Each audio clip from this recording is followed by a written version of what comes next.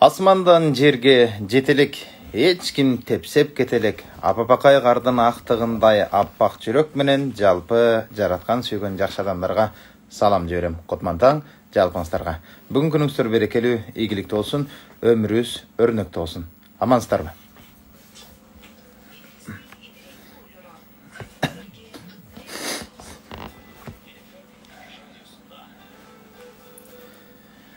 Ардактуу достор, кайрадан эфирде Араптанын дүйшөмбү күнү саат 10-дон 11 аралыгында идиристен идиректүү ойлор уктуруусу өз ишин улантат. Келиңиздер, билим деген түгөнбөгөн жол тура. Билгениңден билелегиң толтура. Адашпайын, жаңылбайын десеңер, жакшыларга жанашкыла жол сура деп биргесте айтып өттүм эле. Ансарындай келиңиздер, бүгүн дагы азын улак билгенибизди ар бирибиз менен бөлүшүп, амандашып, баарлашып маектешели. Адамдын өзү дене менен рухтан турат. Дене күнүгө жеген 3 убакыт тамактан азыктанып тойсо, ал эми рух болсо күнүмдүк момундай сабактан тоет. Ошондон келиңиздер, мектепти бүткөндөн бери китеп окубай койгонбуз. Же болбосо университетти бүткөндөн бери бир китеп окуп бүтүрө элекпиз. Ошондон жалпы угармандардын жамааттын баардыгын китеп окууга суранып кетем. Келиңиздер, бассаңыз, турсаңыз, кайсы жерде болбосун, жаныңызда бир китеп болсун. Бүгүн дагы баарлашабыз, буюрса. Ал эми түз эфирдин телефон номерлери 032 22 7 21 59 түз эфирдин телефон номери. Ошо менен бирге WhatsApp аркылуу да байлансаңыздар болот. 0704 коду менен 0765 06. Ошол эле учурда биздин эфирди lfm.kg Instagram баракчасынан да күзөтсөңүздөр болот.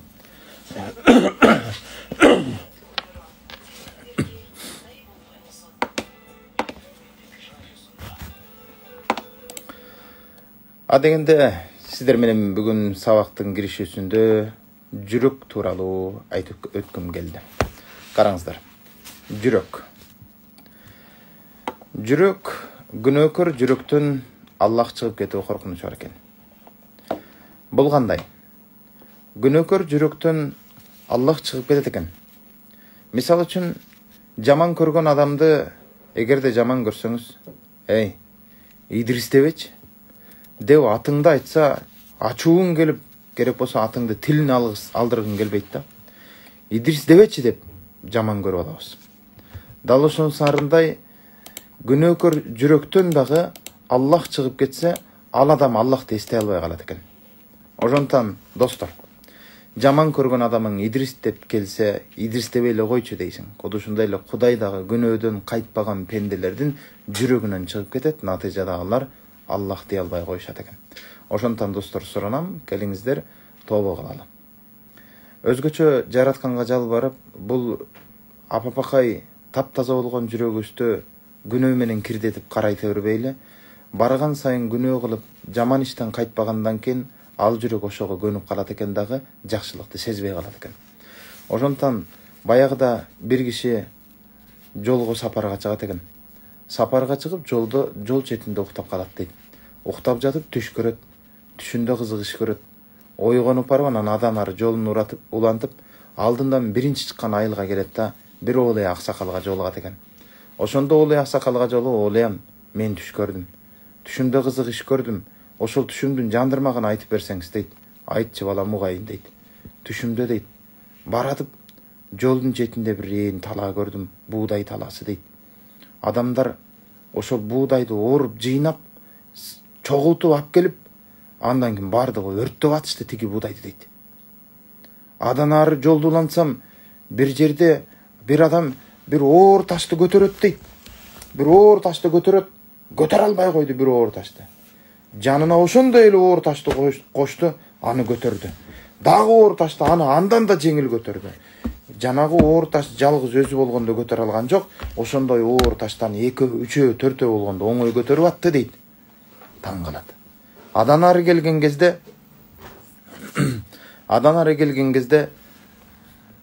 бирөө бир кой минип баратат дейт. Жанагындай кичинекей бир качыр, ушундай бир кой же эшек же ат экендигин сезбей калдым, бир мине турган бир койго окшогон бир жандыкты минип алыптыр дейт. Аркасындагылар тигини кууп жете албай аркасынан ээрчип жүрүшөт дейт. Ушул түшүмдү жандырмаган айтсаңыз түшүнбөй калдым дейт. Ошондо жанагы аксакал айткан экен: "Оолум, буудайды жыйнап алып келип, эгиндин бардыгын жыйнап алып келип, кайра астына от коюп өрттөп аткандар, алар ушундай адамдар" дейт. "Аллах үчүн жакшылык кылып сооп кылдым деп жасап, анан аны көрүнгөнгө мактанып текеберденген адамдардын абалы ошондой" дейт. Силер соопту амал кылдым деп ойлойсуңар дейт. Жакшылык кылып атам деп ойлойсуңар, бирок жакшылыктын бардыгын мактаныч менен өрттөп бүттүңөр дейт да, сооп алган жок дейт. Ал эми экинчисичи? Жанагы ташты, бир ташты көтөрө алган жок, ошондой эле дагы бир таш кошсо көтөрүп атат, ошондой эле дагы бир экинчи ташты кошсо андан оңой көтөрүп атат. Бул ким десе, Ооле айтып атат: "Уулум, бул" дейт, "бир күнөө иш кылган адамдын абалы" дейт.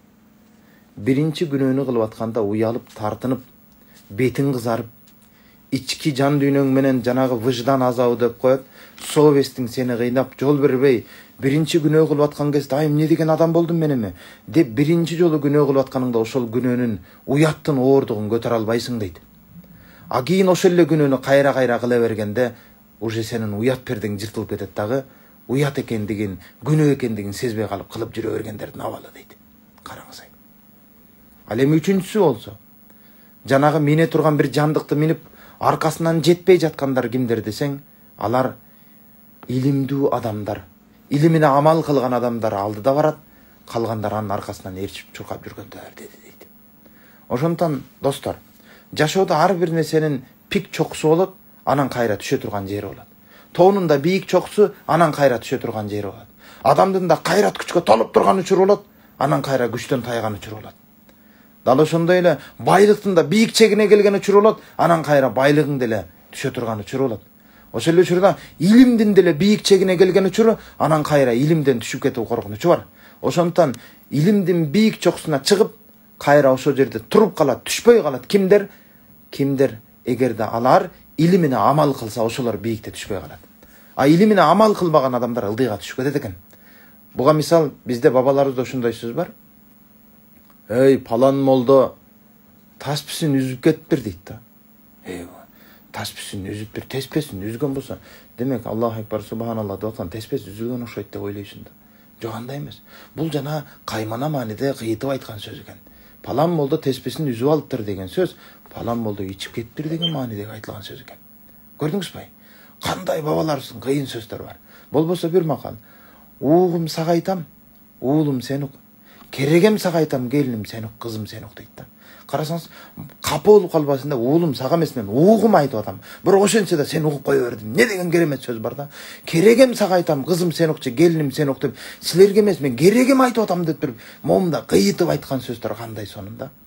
Болбосо мен жана кечегинде бир сабак өтүп айттым эле. Чыныгы дос табытыңды көтөрөт деген бир мааниде айтып келдим. Ал сөзчү, мында бир өлүмгө чейин акыреттик дос, сен өлсөң да таштап кетпей, өмүрүн сени менен бирге өткөрө турган дос деген бир мааниде айтканмын.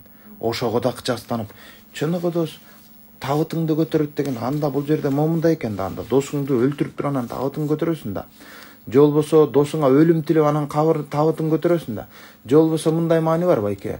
70, 80, 90 жылдык дос болоюн деп анан картайып калганда экөөң дос болосуң, бирок картайып калганда досуң өлсө сен карып калдың, уже табытын көтөрө албайсың го. Иши кылсам могу сөзүң туура эмес да деп момундай отургандар бар да.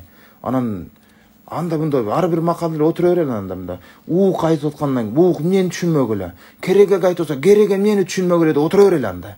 Жакшы атка бир камчы, жаман атка миң камчы. Ошо аттын эмне тиешеси бар бизге деп отура берели анда. Ат жанына казан асың. Эми аттын жанына казан кантип ассың, эми ойлонбойсуң деп. Ушундай эле отура берели ойлой алыпчы. Айтор бүгүнкү күндөчү бир коомго, жамаатка чыгып сабак бериш өтө кыйын да. Мында сабак берип атсаң, капталдан согуп киргендер абдан көп да. Тей ата дейсиң да. Анткен менен мейли сабагымды улантайын. Салмаспагай, алаңга сагаттар бар экен. Эртеңки майрамыңыз менен куттуктайм дейт. Эр жигиттен мекен алдындагы эң чоң милдети эмне? Тахмина карасу дейт. Тахмина. Чоң рахмат. Майрамдык маанай сиздерде деле кетпесин. Негизи жигит кишилерде бир хадис бар, мекен сүйүү ыймандан. Мана ушул хадисти ар бир жигит түшүнсүн, мекенин сүйсүн, мекенине күйсүн. Мекен өлүп кетпейби дебесин, мекенине сүйсүн.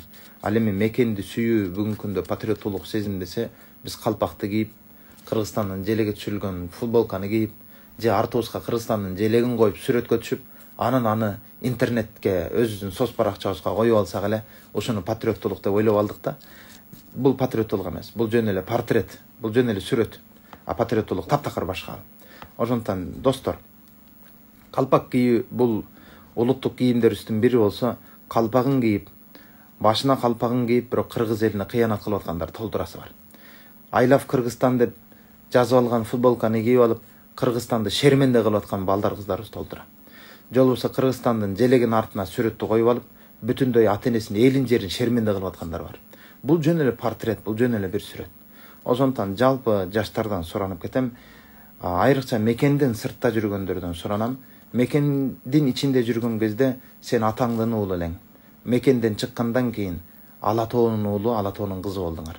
Мекенден чет өлкөдө жүргөн ар бир кыргыздын балдарын, кыздарын, деги эле Кыргызстандын жаранын чет өлкөдө жүргөн ар бирин, кимиңдин колуңда, мейли орус бол, мейли өзбек бол, колуңда Кыргызстандын паспорту болду эми. Кыргызстанды уят кылбай түз жүргүлө, жакшына жүргүлө. Мекен сүйүү, ар биринен суранам, мекенди сүйөм деген мектеп окуучулары, студенттер, алар жакшы окусун, ушул мекенди сүйгөн менен барабар. Мекенимди сүйөм деген дыйкандар, дыйканчылыгын жакшы кылсын, үшүрүн берсин, дыйканчылыгына көп эле химикат кошуп, даарылантып, 1 гектар жерден, мисалы үчүн 2 тонна, 3 тонна картошка алса, Кытайдын химикат дарыларын кошуп отуруп 5 тонна алып алды. Картошкадан пайда көргөн менен, бирок адамдардын ооруларын санын көбөйтүп, аягынан зыян кылып атпайбызбы? Ошондуктан мекенди сүйөм деген дыйкан химикат менен адамды уулабаган таза бир табигый бир тиги агрегаттар менен кызмат кылып чоңойсун. Мекенимди сүйөм деген мугалим балдарга татыктуу тарбия берсин. Мекенимди сүйөм деген медик, дарыгерлер мыкты дарыгерлигин улантсын. Келип аткан оорулуу сени менен маектешкенде эле жан дүйнөсү жеңил тартсын. Мына ошону чыныгы дарыгер бол деп эсептейм. Мекенди сүйөм деген дарыгер келип аткан оорулууну көзүнө акча келатат деп карабасын. Акчаңды берсең операция кылам, болбосо өлүп кете бер деп ташпоорлорча карап отурбасын. Мекенди сүйөм деген милиция токтотуп аткан адамга да жылуу сөз сүйлөп, амансызбы деп, ийгилик каалайм, абайлаңыз деп, өздөрүнө бир жакшы сөз мамилени да кылып берсин.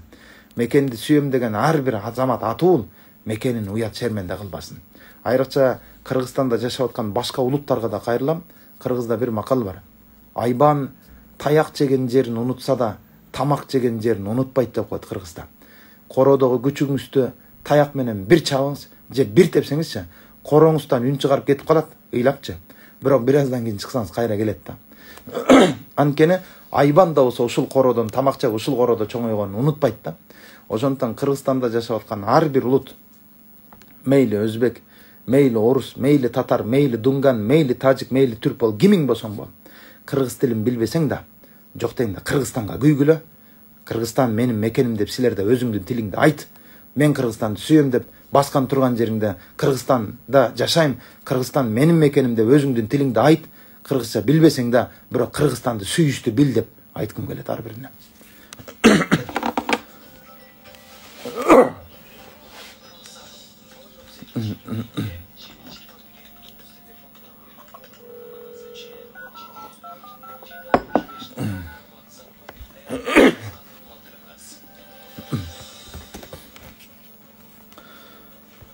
Достор, кийинки бир айтыла турган темамды баштайын анда. Эркек деп жазып койгон экенмин. Мына ушул майрамга да дал келет экен. Сен эркек болмоюнча, аялың да аял болбойт. Эркек эркектей болсун. Алгач сен аялыңа алтыным де, андан кийин аялың сага арстаным дейт деп жазган экен. Карачы. Кээде ушуну мен жазгам деп таң калам өзүм окугачы. Анткени менен демек урматтуу эркектер. Чубак ажы устазыбыз рамалык айтчу эле. Бир үйдө эки аял жашабайт, бирөөң эркек бол да дейт эле. Ансарында бүгүнкү күндөчү үй бүлөнүн бекем болушу эң биринчи орунда билимдүү, кечиримдүү, боорукер, мээримдүү болгон атага муктаж. Качан ошондой ата тапсаңар, кыздарга айтарым, акыл эстүү, адеп ахлактуу, мээримдүү жигит көрүп калсаңар бар го, башка бирөөгө алдырып ийбегиле. Аракет кылгыла дегим келет да. Кийинкиси. Адамды адам кылып тарбиялоо ташты куруудан, үйдү куруудан да маанилүү. Баягыда уста менен устаз маектешет экен. Уста айтат: бирөөнүн чала таштап кеткен үйүн алып кайра аны бүтүрүш өтө кыйын да. Бирөөнүн чала таштап кеткен үйүн бүтүргөндөн көрө кайра баштан фундаменттен жаңыдан үй салганың жакшыраак деп сүйлөнөт экен. Ошондо устанын сөзүнө жылмайып, устаз, мугалим шундай деген экен: устаке, бирөөнүн чала таштап кеткен үйүнө караганда, бирөөнүн чала тарбиялабай таштап кеткен баласын тарбиялаш андан да кыйын деген экен. Ошондон көрдүңүздөрбү? Адамды адам кылып тарбиялоо ташты куруудан, үйдү куруудан да маанилүү экен. 6 жашар балаңды чоңойгондо аалым болсун десең, азыртадан баштап аалым менен мамиле кылып аткандай мамиле кылыш керек экен. Бала тарбиялоо керек болсо баамдат намазына тургандай кыйын иш. Достор, күчүк чоңойгондо ит болушу анык. Козу чоңойгондо кой болушу анык. Бирок адам баласы чоңойгондо адам болушуна гарантия жок. Ошондон келиңиздер, адам бололу. Адам. Айтматов Бекерден айткан эмес. Күн сайын адам болуу адам үчүн эң кыйын иш деп. Бекерден айтпады достор. Ошондон өзгөчө бул сабакка да көңүл буруңуздар.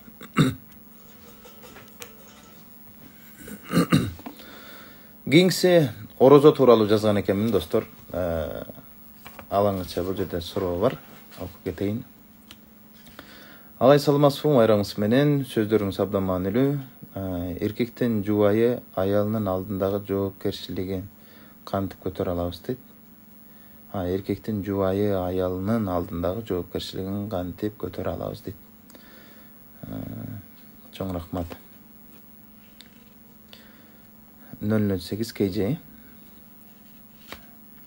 Достор, ушул үйлөнүүдөн мурда, тойдон мурда ар бир жигиттерди суранам, үйлөнгөнгө жашым жетти деп эмес, үйлөнгөнгө башым жетти деп үйлөнүүнү суранам да. Анан өзгөчө эркектерге суранам, эгерде мүмкүнчүлүк болсо, 25 жашка чейин үйлөнбөсө дейм да. Эч кандай бир илимин алып, сабагын окуп, эч кандай бир коркунуч жаратпай аткан болсо, күнөө кылып коюу коркунучу болбой аткан болсо, жигиттерди илим алууга чакырам. 25 жашка чейин бир изденип, иштеп, эмгек кылып, мээнет кылып анан үйлөнсө дейм да. Анткени ушундай жигиттер биринчиден эмне үчүн 25? Пайгамбарыбыз алейхиссалам деле 25 жашында үйлөндү. Экинчиден 25ке чейин балдардын көбү бала кыял менен ойноп аткан болот экенбиз. Азыр мына 25ке чыга элек балдарды карасаңыз, 20-25-тин ортосундагы балдарды карасаңыз, TikTok тартып эле кыйшаңдап эле жүрүшөт. Тартып аткан TikTokторучу бир маанилүү эмес да, бир пайдалуу эмес, жөн эле бир ойной турган развлекательный вариантка өтүп кеткен, бир интеллектуалдык деңгээли төмөн. Мисалы үчүн кечээинде 2 баланын TikTokун көрүп атам. Досум, берип турсаң, бала кезден бири-бирибизден кызганбайт эле кой. Берип турсаң, эмне бербейсиң, досуңан аяйсыңбы десе, берки досуна, мейли алсаң эле бер, бир аптага эле берем, могу күнү алып келип кой деп туруп анан карматып атат. Мен сумкасын сурадыбы же курткасын сурап десем, сүйлөшкөн кызын берип атыптыр да. Анын тиги клипке тартты да, прикол макул да, тамаша да. Бирок каерде көрдүң да, эркек киши бири-бирине кызын берип туруп, бир аптага берип туруп, анан этият кыл, сууга берип кой, чая берип кой, курсагын карап кой. Бул сенин машина эмес да берип койгудай, буюм эмес да, аял затын антип кордогудай. Ошол эле клипке тартып аткан тиги кыздын өзүнүн башы жокпу деп таң калам кээде.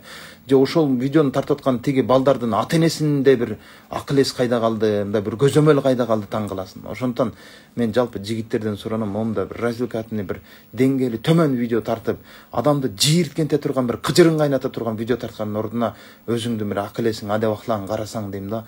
Эркектердин бардыгы прикол менен майдаланып отурасыңар да. Үйлөнгөнгө чейин 25, айрыкча 20 жаш менен 25 жашындын ортосундагы жигиттердин бардыгынан суранам, чыныгы сүйүү, чыныгы романтиканы паркта бутун-бутун асып отурган жаштардан эмес, жетелешип жүргөн кемпир чалдардан үйрөнгүлө. Мана ошол кемпир чалдардын сүйүүсүн сүйүү деп айтса болот. Мана ошол кемпир чалдардын махабатын махабат, мамилесин мамиле деп айтса болот. Ал эми жаштар үйлөнгөнгө чейин, тойго чейин эркектер эркектик жоопкерчилик, эркектик вазифа жөнүндө окугула, илим алгыла, үйлөнгөн агалар башкалар менен, өрнөктүү инсандар менен маектешкиле, үйлөнгөнүнө тажрыйбасы болгон 10 жыл, 20, 30, 40, 50, 60 жыл, 70 жыл тажрыйбасы болгон кишилердин бардыгы менен сүйлөшкүлө, тойго чейин жок дегенде 9 китепти окуп бүтүргүлө, тойго чейин жок дегенде 90 сабак, 90 кишинин маегин алгыла, андан кийин үйлөнгүлө дегим келет. Бул өтө маанилүү жигиттер. Анан жигиттер аялды дагы тарбиялайсың. Аялыңды да тарбиялайсың. Эгерде тарбиялаш колуңдан келбесе үйлөнбө. Аялыңды алгандан кийин аны да тарбиялайсың. Кантип мээрим менен, адеп менен, өзүңдүгү болгон өрнөк менен тарбиялайсың. Аз бир коем деп атам деп эмес да.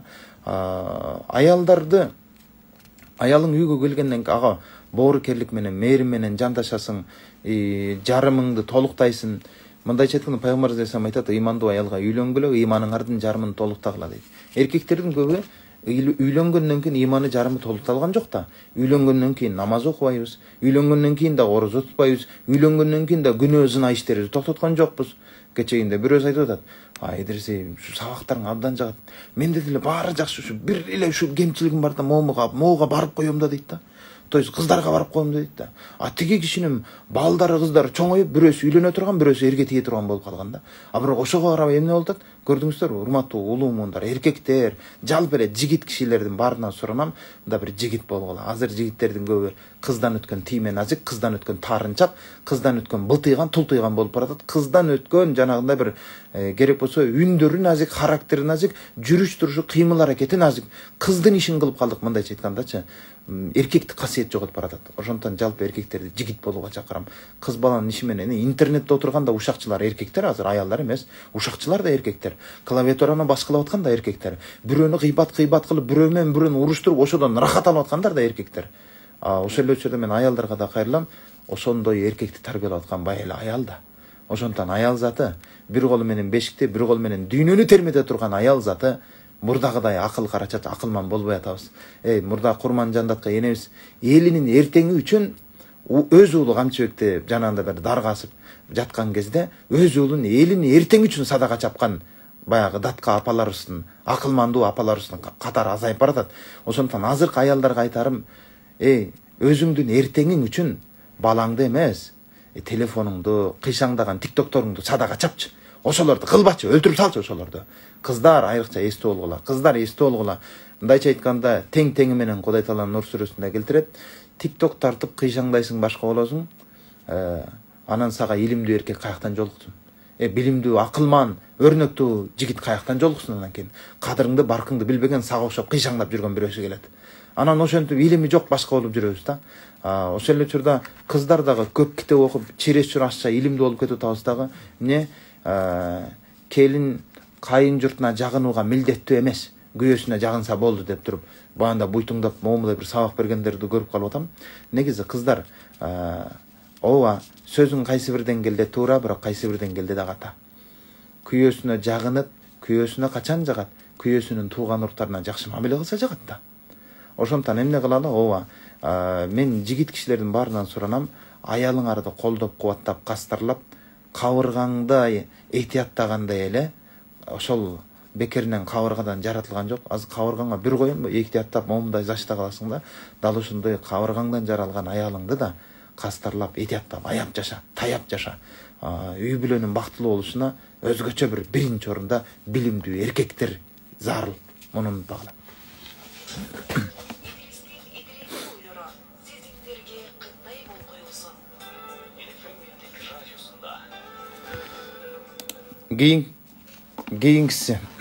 Кийинкиси орозо тууралуу жазган экенмин. Муну да окуйн, анткени 2 айдан кийин орозо келет. 1,5 ай эле калды, негизи 2 ай калды.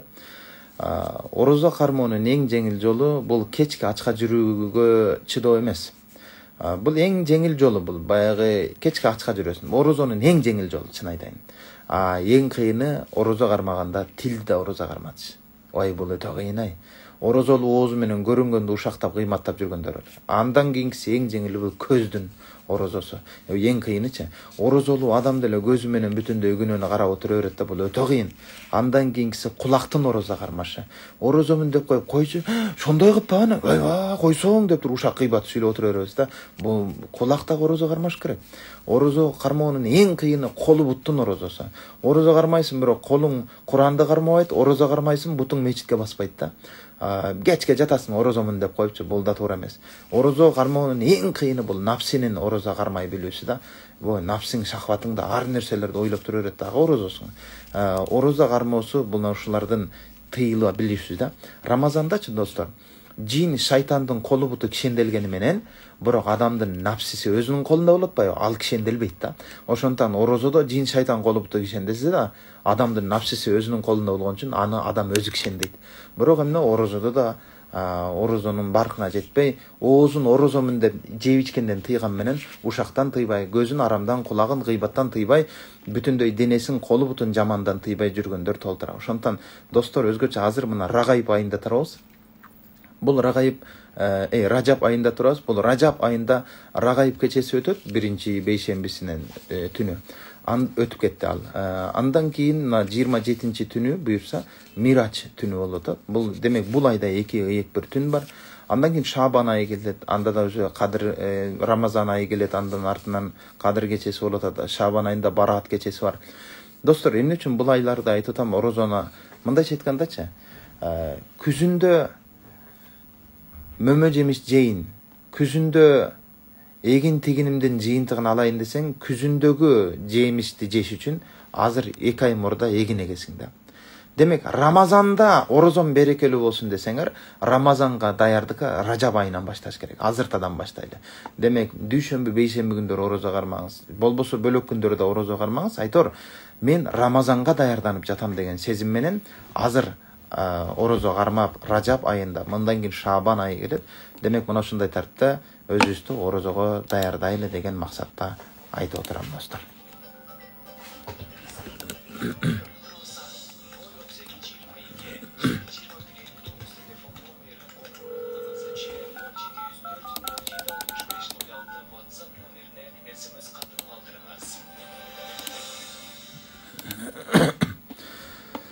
Өзгөчө айта кетчүнүсү, орозодо оозду жаман сөздөн, колду жаман иштен токтотпосоң, Аллах сенин ачка жүрүүңө муктаж эмес деген хадис бар да. Караңыз эй. Оозду жаман сөздөн, колду жаман иштен токтотпосоң, Аллах сенин ачка жүрүүңө муктаж эмес деп жазган экен хадисте. Муну унутпайлы достор. Ыңгайсыз суроо. Сен бирөөдөн орозо кармадыңбы деп сурасаң, эгер ооба десе, купуясыры ашкере кылып мактанычка түртөсүң. Эгер жок десе, жалганчы болуп калат. Унчукпай койсо, сени тоготпогондой болуп калат. Анда сен таарынасың. Сурайт десе эле ообу жоктонуп сурай бербе. Суроо менен өзүңдүн деңгээлиңди гана көрсөтөсүң, жана убакытты гана текке кетиресиң. Кээде суроо берет десе, ушундай бир суроо бергендер бар. Чын. Кээде ушундай бир суроо бар, ал суроону бериштен мурда өзү деле кичине изденип карап койсо оңой боло турган суроолор да. Мына ушундай суроо берип калган учурлар бар. Аллах үчүн жардам берип атканда, жардам алган киши ыраазычылык билдирип рахмат айтпаса, жардам берип аткан киши таарынып калабыз да. Унутпаңыздар, сиз жардам берип аткан ишиңизди рахмат үчүн кылып аткан жоксуз да. Аллах ыраазычылык үчүн баштап аткан иштин жообун Аллахтан гана күтүп жашаңыз. Пендеси рахмат айтканды унутуп койгон болсо, рахмат айтпадым, ушундай жакшылыкты билбегендер деп отуруп, тиги өзүңүздүн кылып аткан жакшылыгыңызды соолун жууп салбаңыз. Ошондон рахматка алаксып калбаңыз. Бисмилла, Аллахтын өзүнүн рахматына умтулуңуз иншалла. Эми талашып тартышуу. Достор, талаш башка бирөөнүн сөзүндөгү кемчиликти белгилеп берүү менен четке кагуу деген сөз. Ал эми талашып тартышуу жүрөктөрдү катырат, кек жана жек көрүүнү туудуруп коет экен. Ошондон талашып тартышып, тиги менен мондай бир эсептешүүнү, мындай бир өч алууну токтотолу. Мына бир эсептешүү үчүнчү Аллах Таала кыямат күндү, махшар күндү эсепке коюп койгон. Ошол жактагы эсептешүү, ошол жактагы разборка өтө кыйын. Ошондон ошол жактагы разборкадан этият бололу достор. Пайгамбар алейхиссалам бир хадисинде айтат, чагымчылдар бейишке кирбейт дейт. Чагымчыл адамдар бейишке кирбейт дейт. Ошондон мына сени мындай дейт, койсоң мындай дейт. Ошондой деди деп момунда бир чагымчыл болбойлу. Ошол эле учурда ушакчылар дагы ушундай айтат. Демек, интернеттеги досторду бул хадисти жаттап алууга жана жамандыктан тартынууга, жамандыкты таратууну токтотууга чакырам. Тартынгыла, койгула, анда мен кылбайм, кокуй уят деп, мындай бир өзүңүздөрдү этият кылыңыздар. Кээ бир кезде макала жазасың, макаланын ичинде мындай бир диалект менен сүйлөп калган учурларыбыз болот. Мисалы үчүн өткөн бир жерде жөн эле ойноп жерге дарактын бир чуугун сындырып эле сайып койсоң, өсүп өнүп көгөрүп бак болуп кете турган жерде жашап атабыз. Кыргызстандын кадырына жеткиле дедим да. Ошол жердеги сөздү карап, дарактын бир чуугун жерге сайып койсоң десем, чуук эмес чырпык болот билдиңби деп бизге акыл үйрөтүп отурат да. Анан макулдуу чырпыгыңды оңдотуп койдум. Бирок бир нерсе бар да, диалектика бар го. Биздин Ош, Түндүк, Түштүк, Талас мисасын тиякта сүйлөгөндөр бар, Көлдө сүйлөгөндөр бар, Жалал Абадта сүйлөгөндөр бар, Баткенде сүйлөгөндөр бар. Өзүмдүн агайларыбыздын, устаттарыбыздын өздөрү айтат. Эгерде кыргыз адабиятында диалектика болбогондо, кыргыз адабияты аксап калмак да, аксап калмак. Ошондон достор, мен могул жерде бир ыр жазгам, ушуну окуп берейин. Мен ушул диалектика дегенде Молдо Нияз атабыздын бир чыгармачылыгын окуп отуруп, Молдо Нияз атабыздын сөздөрүн карап отуруп, анын көрөгөчтүгүн карап отуруп, жок ана окуп эмес. Көрөгөчтүгүн карап отуруп, Молдо Нияз атабыз парс тилдерин билген, тажик тилдерин билген, анан кийин Молдо Нияз атабыздын араб тилдерин билген. Керек болсо Молдо Нияз акын атабыздын ырын сөзүн түшүнүш үчүн бир канча котормочу керек болгон. Мына ушундай акындарыбыз болгон. Ошондон кээде мен башка тилде сүйлөп калсам, аны бир жамандыкка жойбоңуздар. Кече аңгызча сүйлөп чыгарып койсом, бирөө кыргызча эле сүйлөсөң өлөсүңбү деп жазып коюптур да. Анан мен айтам, эже, акесиң ким болсоң бол да. Ушул эле сүйлөгөн сабагымды кыргызча эле өттүм. Ошону сен өзүң угуп койсоң өлөсүңбү? Кыргызча өткөн сабактарымды укпайт, анан аңгызча келгенде сайылып арчадан сүйлөнүп калышат да. Анан мен болгону кыргызча өткөн сабагымды эле аңгызча которуп, атайын аңгызча сүйлөп атам. Анткени бүгүн англис тилинде сүйлөп аткан элдердин балдарга да керек болуп калат экен. Айрыкча чет өлкөдө жүргөн балдарыбызга өзгөчө биздин могу кыргыз жаштарында тил үйрөнүүсүнө болгон кызыгуусу бир аз жандансын деген гана максатта айтып атам. На русском языке многие уже делают такие советы, дают, поэтому давай на этот раз я попробую на английском. И я вот так все-таки решил, чтобы выпустить такие ролики только на английском. И вот так. Иногда я постараюсь и на русском готовить ролики, и на турецком тоже собираюсь, и на узбекском. То есть в то время, когда я на этом же языке делаю, тогда еще начнут люди, что эне тилиңде сүйлөсөң өлөсүңбү, эне тилиңде чыксаң өлөсүңбү деп жаман көрбөңүздөр. Эне тилде аткарып атабыз муну. Молдо Нияз атабыз Түштүктүн диалектинде жазган чыгармаларын, китептерин окуп отуруп, анан Молдо Нияз атабыздан таасирленип, мен да Маслаат деген ыр жаздым. Жок, жөн эле. Аны алып караңыз музыканы. Маслаат деген ыр, мындай бир угуп көрүңүз. Бул Түштүктүн диалектинде жазып атам, атайын өзүбүздүн сөздөрдү аралаштырып. Хайыр саха болсоң, давлат кебейт башыңа. Дарды барга дадыл бол, дават кып тур ашыңа. Ошо бир куплетти айтсам көп түшүнбөйт. Хайыр саха эмне, же давлат эмне, же болбосо эмне, дарды же дадыл бол эмне дегени, дават кып тур эмне дегени. Анда айтайын, хайыр саха болсоң, давлат кебейт башыңа. Мындайча айтканда, беришем болбосоң, дөөлөт да келбейт башыңа. Дарды барга дадыл бол. Мындайча айтканда, дарттуу инсанга сен да дармандуу бол. Мындайча айтканда, деп кайрат берип тур тигиге. Дават кып тур ашыңа. Дават үгүттөп чакырып тур деген маани, ашыңа чакырып тур. Демек, ырды толук окуйн, анда окуңуз. Хайыр саха болсоң, давлат кебейт башыңа. Дарды барга дадыл бол, дават кып тур ашыңа. Бейманы боо беймарга, бейадаптык боосун. Балант боой паста бол, парвардигар колдосун. Ар бандана ар түрдүү ташвиши бар кайган, касалы көп касалап, шалпаядай чайган. Гүман ишке барбагын, гаррага кол салбагын, билбегенге киришпе бир балага калбагын. Иши кылып гам жебе, сүрүш керек давырды, парасаты барларга Идрис бакшы гавырды деп жазып койдум мына. Анан ушинтип жазып койсоң, мен айтам, жөн эле окупогула, мен жерден алып жерге салбагыла, мен тилди булгап аткан жерим жок. Диалектика болбогондо адабият аксап калмак да карагым, эмне? Өзүбүздүн жанагы эле жалпак жайдары тил менен эле жазып койдум деп койдум достор. Ансарындай бир угуп койгула да эми.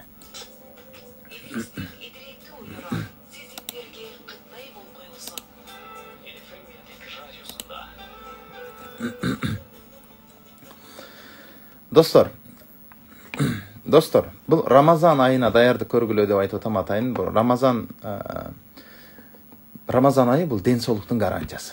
Унутпагыла. Ден соолуктун кепилдигин Рамазан айында ден соолукту чыңдаса болот. Ооруп аткан падышага караганда ойноп аткан тилемчи, ойноп аткан бир кул бечара бактылуу. Ошондон ден соолуктун кадырына жеткиле. А ден соолуктун кадырын Рамазан айы түшүндүрөт. Ичип аткан суунун кадырын баркын Рамазан айы үйрөтөт. Ошондон муну унутпагыла. Айрыкча нематтарга ээ болуу адам баласын чектен чыгарып коет. Ашча нематтарга ээ болсок, адам баласы чектен чыгып кетиши мүмкүн. Ошондон шүгүрсүздүк кылганга түртүп коет нематтарга ээ болуу. Байып кеткенден кийин бактылуу болом деп отуруп, байып кеткенде бактылуулугун жоготкондор толтура. Же болбосо да бир үй салып алсак сонун жашайт элек деп үй салгандан кийин үй бүлөсүн бузуп алгандар толтура. Ошондон кептин баары байлыкта же үйдө эмес, кептин баары бакыт менен үй бүлөнүн өзүндө жатат. Демек, бакытты байлык деп эсептеп албагыла. Байлык башка, бакыт башка таптакыр. Айрыкча чечим чыгарууда шашпагыла. Үйлөнүш тагдыр, талак бериш чечим. Чечимди өзүң кабыл алып, анан тагдырга шылтоолоп күнөөлөп отура бербегиле. Ошондон айрыкча чечим чыгарууда шашпагыла, сабырдуу болгула, кайраттуу болгула. Анан бир сүйлөм жазгам, ушул сүйлөмдү аябай терең ойлонууга чакырам ата-энелерди. Койду карышкырга жакын байлап, каалаганча жем берсең да семирбейт. Койду карышкырга жакын байлап, каалаганча жем берсең да семирбейт.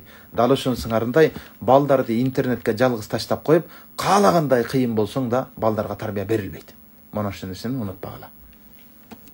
Ал эми зен деп койдум. Зен идрек дегендер маанидеде келет. Зен деп бир нерсени жасап, андан пайдалануу жөндөмүнө, коомго киришип кетүүсүнө, же болбосо алдынан чыккан кандайдыр бир көйгөйлөрдүн чечимин табуусунда окуп илим алып иштеп кетүүсүнө айтылат. Адамдын зейни. Бир кишиден сурайт экен, адам үчүн эң керектүү эмне десе, Кудай тарабынан берилген зейин. А эгерде ошондой зейини болбосо эмне кылсын деп суроо берип атат. Анда айтып атат, адеп жана илим үйрөнсүн. Адеп жана илимди да үйрөнө албасачы десе, акылман киши айтып атат, мал дүйнө арттырсын. Анткени байлык дагы кишинин көп айыптарын жаап коет дейт. Ал дагы колунан келбесечи десе, жакшы, жагымдуу мамилени үйрөнсүн. Анткени жакшы мамиле адамдын зыйнаты көрккө коосто бөлүп турат, жакшы мамилени үйрөнсүн дейт. Аны да эптей албасачы десе, акылман киши айтып атат, мындай тирүүлүктөн көрө өлгөн жакшы, өлүп кете берсин деп жооп берип атат. Көрдүңүзбү? Эми адамдар андан кутулушат дейт. Ошондо өлүп кетсе адамдар да кутулат, өзү да кутулат деп жооп берди дейт да. Ансарындай достор, келиңиздер, мен жалпыңыздардан суранам, эң азынан жок дегенде жакшы мамилени үйрөнөлү да. Мисалы, Инстаграмда караңыз. Инстаграмда 1 миллион подписчигим бар, же 100 миң, 50 миң досум бар деп мактанабыз. Фейсбукта 5 миң досум бар дейсиң. Реалдуу жашоодо 50 досуң бар дейсиң. Бирок кыйынчылыкта 50-нин 5-өсү келсе келет, келбесе келбейт. Жаназада үй бүлөң жана жакындарың турса турат, калгандары турбай калды. Ошондон ал эми кабырда өзүң каласың. Ошондон достор, келгиле, досум деп эле төстүк аккылап миллион подписчигим деп эле мактануунун кереги жок. Айрыкча Инстаграмда 500 миң, миллион подписчиги барлар өздөрүн чоң эле мега звезда катары сезип калды да. Анан ошондой подписчиги көп кишилердин карасам, айрыкча алардын тартып аткан роликтери бүт кыйшаңдаган, уят, ушундай бир адеп ахлакка чакырган эмес, тескерисинче кандай десем, жаштарды толугу менен жаман жакка тартууга себеп боло турган бир адамдардын жана каналдар экен. Ошондон суранам, келгиле бир ким менен достошууну да өзүңөр чечкиле, билгиле. Ушундай экен деп эле жазылып коюп отура бербегиле. Достор, футбол 90 мүнөт, кино сериал 60 мүнөт, киноң 1,5 саат, намазың болгону 5 мүнөт. Ал эми акыреттеги бейиш менен тозок түбөлүк. Ошондон достор, келгиле, акыретти унутпасак, Аллах Таала эмне үчүн бизди бул дүйнөгө жаратканын унутпасак достор. Өзгөчө суранып кетем. Агай, Я.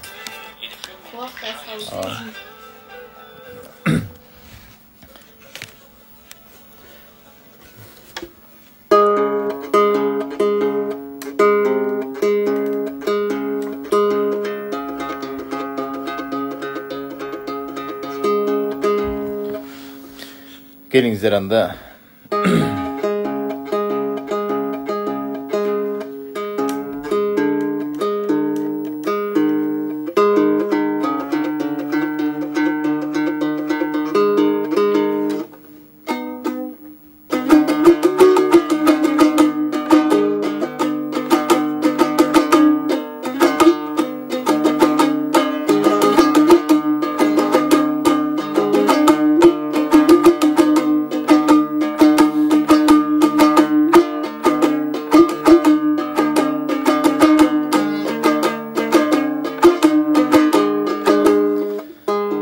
Токтогул сатылган атабыздын санат термелерин ачып отуруп Токтогул сатылган атабыздын убакыты аз калыптыр. Алым канаттуу чыгармасын аткарып берейин да.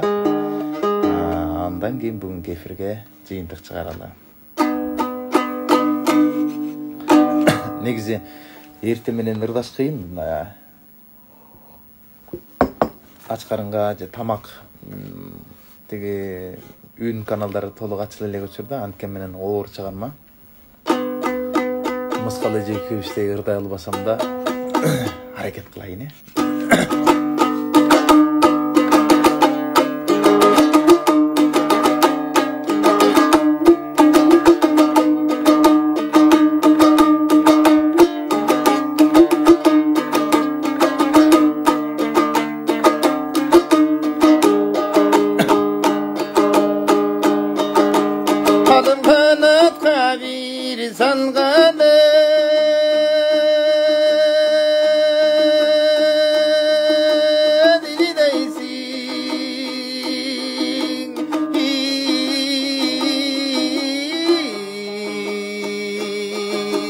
Hanım kanatılgana kızıl gülü döysün.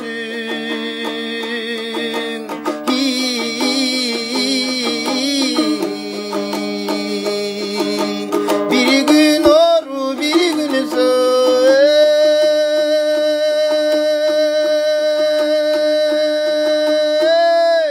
Hanım kanazavın kadarsam bilmeysin.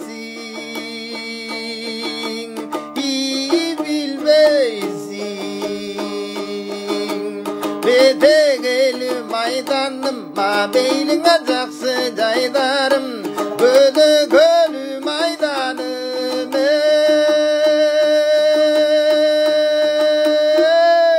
Hanım kan gönülü dacaksı caydarım,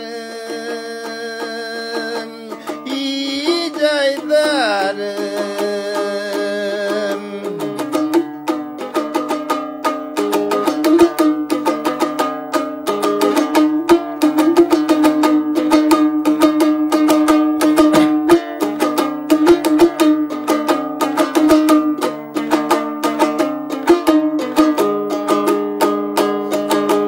Taşkardın kana tozunu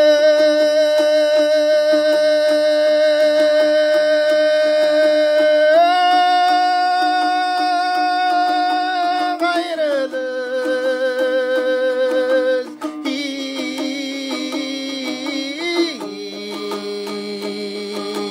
gayrılı uça tuluğuz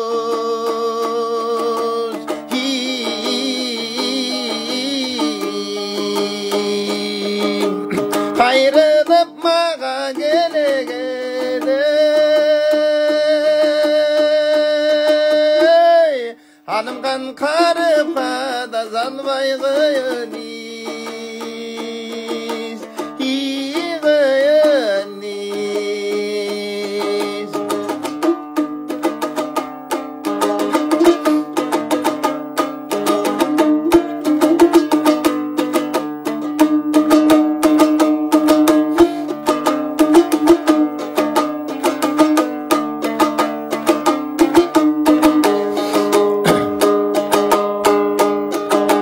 Sargıstep kana saygılı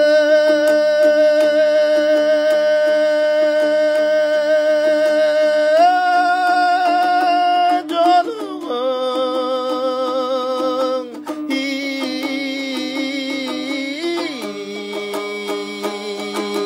sarsana kıla çoruğun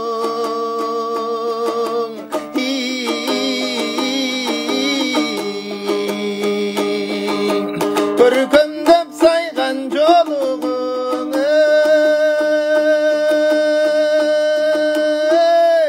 adım kan köp sana da kıla çoruğun iyi çoruğun Toktogul çertkem jaşkıya da tыңlasаңа болуп adım kan Akşayı çoluk kolgadı bulgasаңа болуp adım kan Az gün çölü gömürdü çırğasan kana buludu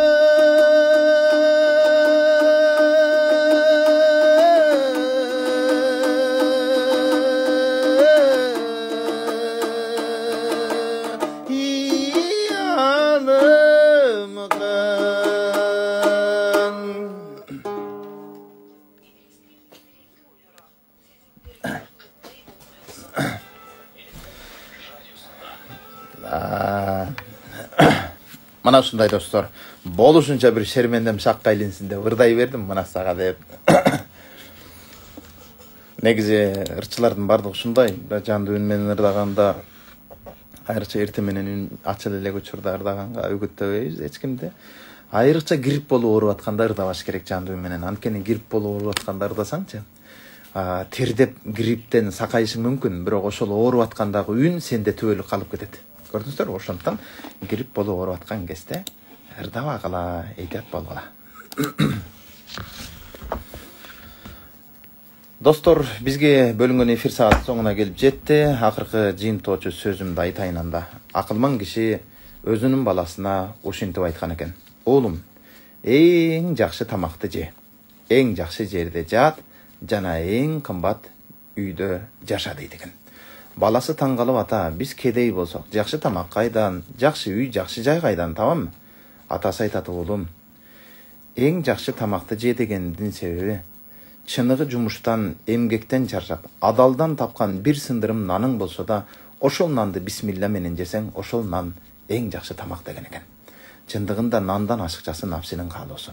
Ал эми экинчиси, эң жакшы жайда жат дегенимдин себеби чыныгы эмгектен чарчап уктасаң, мейли ал сабак кылып аткан партаңда укта, мейли соода кылып аткан базарыңда укта, мейли жолдо бара жаткан сапарыңда жол четине токтотуп машинаңда укта, айтор чыныгы эмгектен чарчап уктасаң, ошол жер эң жакшы жер деген экен. Ал эми эң жакшы үй, анда ук балам, эң жакшы үй, адамдарга жакшылык кыл. Жакшылыкты чоң кичине кылып бөлбө. Адамдарга жакшылык кылсаң, адамдардын көңүлүнөн орун табасың, адамдардын жүрөгүндө жашаш, ошол эң жакшы үй деген экен. Келиңиздер, урматтуу угармандар, биз анда канчалаган жакшы үй таптык. Анда адамдардын көңүлүндөгү жакшы үйдөн орун табуунун жумушун аракет кылып уланта берели, жалпы айланабызды кубанта берели, адамдык сапатыбызды аткаралы иншалла. Чоң рахмат, кайрадан эфир аркылуу жолугушканга чейин аман туруңуздар.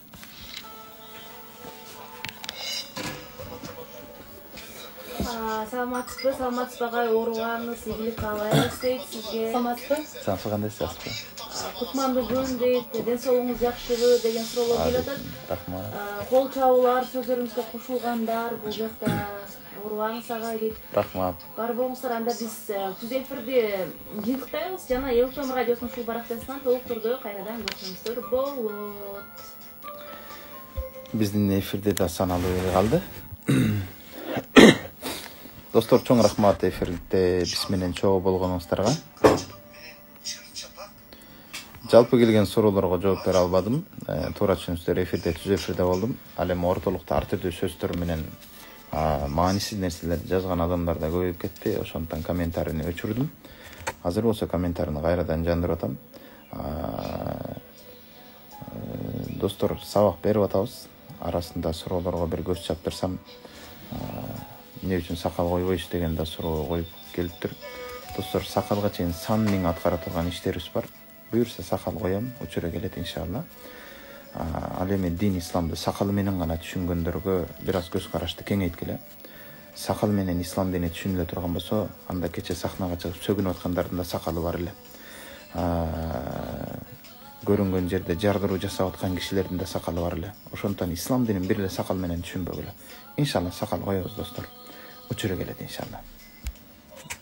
Сакал өзүңүз койгон болсоңуз, сакалыңызды сылап, дин исламга кызмат кыла бериңиз. Мен да исламга кызмат кыла берейин. Иншалла бир жерден экөөбүз жолугушабыз. Бул дүйнөдө жолукпасак, жок дегенде жаннаттан жолугалы иншалла. Достор, суранам, сакалы жок экен, костюм кийип аптыр, кафир экен, еврей экен деп ойлонбоңуздар. Мындайча айтканда, көз карашты бир аз кеңейтели, суранычы. Москвадан салам дейт, ва алейкум ассалам.